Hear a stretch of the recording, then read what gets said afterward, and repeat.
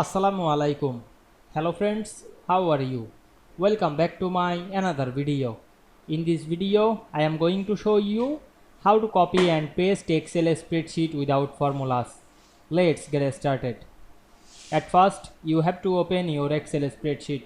Now we can see here many data and formulas. Now we want to copy and paste the spreadsheet without formula. At first, select the text or data. Click and drag on our mouse. Now I am select the home menu and click copy option. Now we create another sheet. Click the plus icon. Then select the paste option. You can paste another. We can see here with formula or formula. Now I am select the only paste option. Then we can see here not adjustment the sheet. Select double click and adjust the all sheet.